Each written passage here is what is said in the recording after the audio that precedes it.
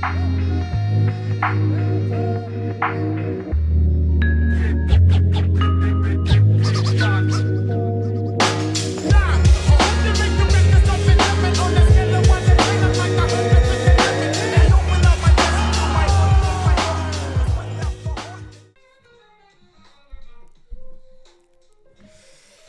good, fight fans? Welcome back to another episode of Combat and Kicker. You already know who it is. It's your host, Bando. We got a joint lit, if you're wondering what it is. Lil H by Ricky Williams, collab with Troy Smith, Canna X. This is some top tier shit. So if you're in Ohio, check that out. But anyways, welcome back to another episode of Combat and Kick It. It's your host, Bando, and we got some shit to talk about. I'm pretty pissed off, I can't even lie. I'm pretty pissed off because they are doing my man Jose Aldo dirty. Dirty. Look, I got nothing against seeing the next guy get made into the game, get the up-and-comer make his way in the game. I got no problem with seeing that. But Jose Aldo is not no gatekeeper. So let's talk about this for a second. Let's get into it. So, if you know me, you know Jose Aldo is one of my GOATs. In my opinion, one of the greatest of all time. My opinion still stands as the greatest featherweight of all time. Now, he had a tough fall, and if you really look at his fall, it wasn't even that bad. His losses really do stand for themselves, seeing every single person he has lost to has been a champion in the UFC. So that speaks pretty high, right? And the man's been in the game for a very long time, was on top of the game for 10 years, was looking untouchable, okay? Ends up retiring. No, well, actually, didn't retire, took a small break, and then bounced back and went down to 135. Right after taking the 2 losses to Max Holloway, he went down to 135, challenged Petr Yan, ended up losing against Petr Yan in his title shot for it.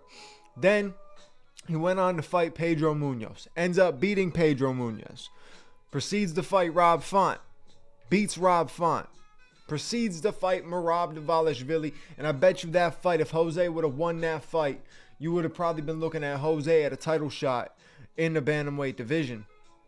He decided to take a break after that one, right? Kind of just got wrestle fucked. He kind of got, Merab made that fight super freaking boring, if I'm being honest with you. He made that shit boring as can be. He was shooting, holding him up against the cage. If you know about Jose Aldo, you know his takedown defense is top tier.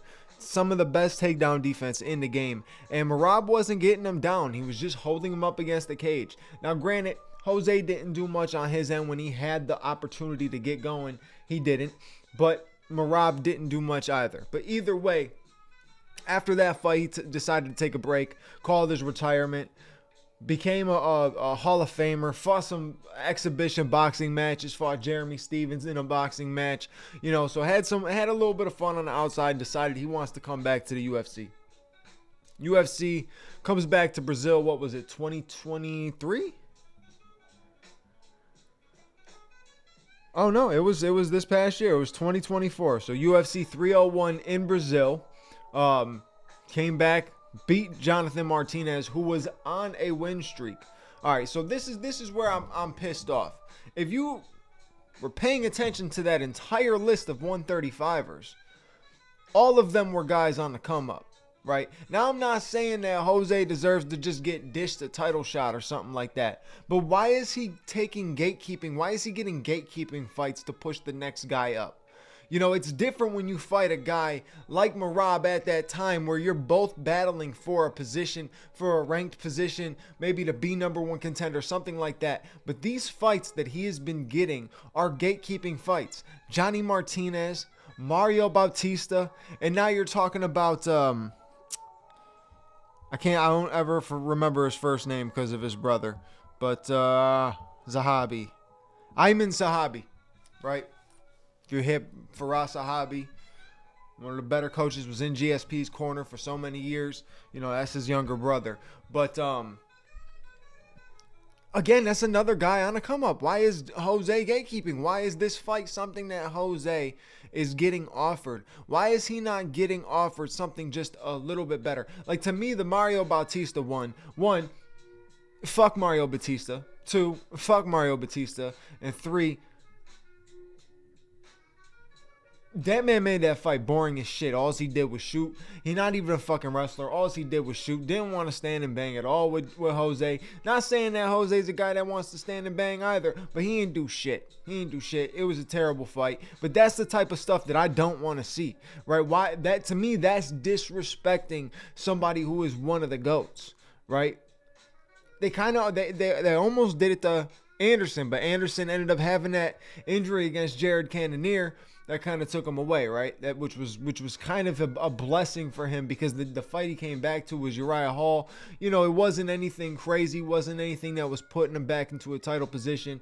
And I'm not even saying to give Jose a fight that puts him in a title position, but give him something that's a little bit better than gatekeeping, right? Because I don't want to see another L next to his name to somebody like Ayman Zahabi. And look, Zahabi's a dog. He's not bad. He gets better each and every fight. You have seen his improvements each and every fight, especially since the last time he got KO'd. He has definitely gotten a lot better. But the way I look at it, man, it not that Jose's legacy is going to be tarnished from this, but it's like, give him something that looks way better, right? What if he was fighting Corey Sandhagen instead of Davison Figueiredo? Shit, what if he was fighting Davison Figueiredo? Like, that could have even been, you're talking about a champion, a former champion versus a former champion. You're talking about a former 145-pound champion and a former 125-pound champion meeting at 135. That makes for an interesting matchup. And that's not a gatekeeping fight. That's an exciting fight. And not only besides the fact that it's exciting, if one of them win, it does elevate them, because that is a good win. That is a good performance. And it's not a gatekeeping type of fight. This is a gatekeeping type of fight, and Jose Aldo is not no gatekeeper. All right, so this is crazy. This is legitimately crazy. While I'm working on this Jose Aldo video, right, I'm going to do a two-parter. We're going to talk about Jose Aldo, and we're going to talk about Dan Hooker pulling out. And I talked about all the potential options that Justin Gaethje might have, to be his next fight. I said at the end of the video, I said, I guarantee you, the second I turn off this camera and I go to edit this video and I get ready and I start it, they are going to announce his official fight. And it looks like the official fight is going to be Justin Gaethje and Rafael FIZIEV. So luckily, I am able to still give you the announcement and still be somewhat on time, because I didn't fully get to editing yet. But it's just wild. I was on point. I gotta see if maybe I'll edit that part in the video just to show you what I said. I was on point. I can't believe it. But the potential options I was talking about was Jean Silva. Moicano was talking about wanting to fight. I did say FIZIEV was one of the options. And I even said another option was him just waiting few more months and still fighting Dan Hooker down the line. But Justin Gaethje is not the type of guy to say no. If that contract is pushed in front of him, he is gonna sign it, and he did. We got a fantastic matchup between two explosive fighters.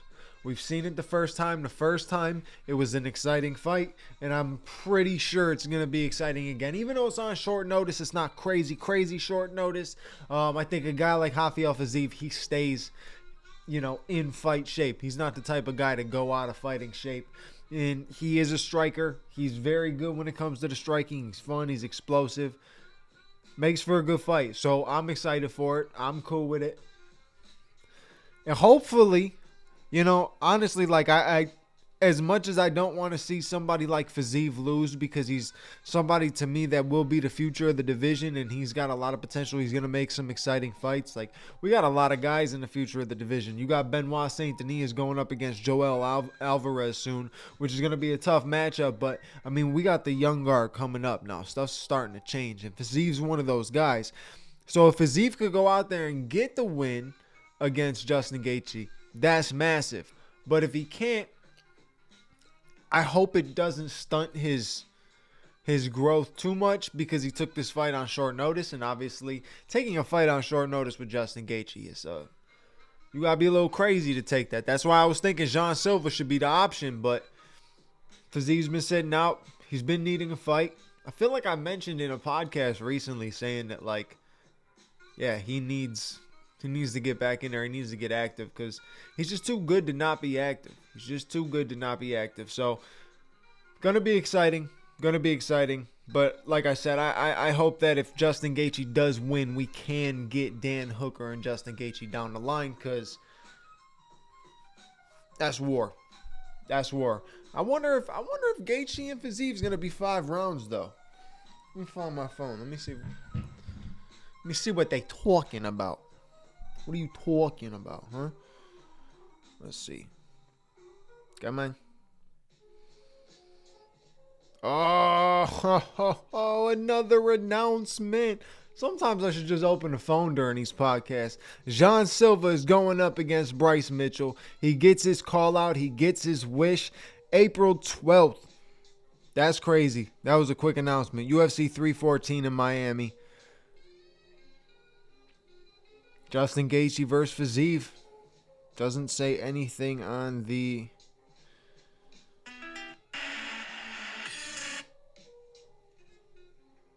I mean, it doesn't say anything about the rounds. Are you kidding me? Is this another announcement? Bro, I'm keeping the phone open.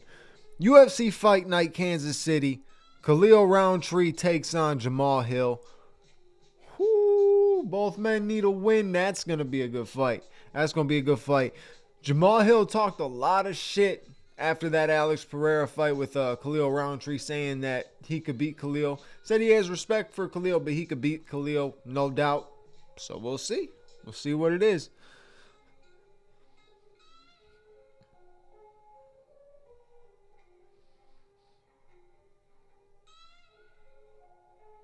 Anthony Smith's also going to be on that card. Giga Chikadze is returning, going to be facing David Onama on that same card. Michel Pereira versus Abus Magomedov. Ikram Aliskirov is going up against Andre Muniz. Okay, UFC, just throw them, just throw them announcements out there. What else we got? I'm gonna keep scrolling for 2 seconds. What else we got?